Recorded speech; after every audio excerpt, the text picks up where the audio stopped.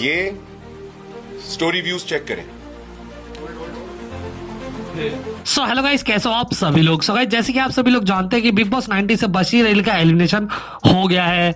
Guys, आप लोगों को पता होगा कि भाई बशीर अली का जो इविक्शन था वो काफी ज्यादा शॉकिंग था, जिसकी वजह से बशीर अली तो हैरान थे ही, साथ साथ उनके फैंस वगैरह भी काफी ज्यादा शॉक में थे। ऐसे में दोस्तों बशीर अली बाहर आ चुके हैं और बाहर आकर उन्होंने खुद बयान दिया है कि भाई उनका जो इविक्शन था वो काफी अनफेयर था, उन्हें प्लानिंग प्लॉटिंग के जरिए निकाला गया है शो से।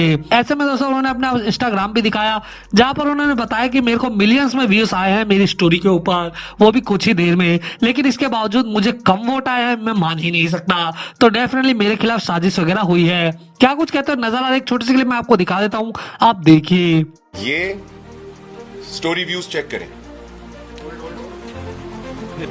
तो गाइस, आप लोगों को भी लगता है कि बशीर अली का जो इविक्शन था वो अनफेयर था या फिर नहीं? आप लोग अपनी राय मुझे कमेंट में जरूर बताएं, साथ ही मुझे लाइक और चैनल को सब्सक्राइब करना ना भूलें।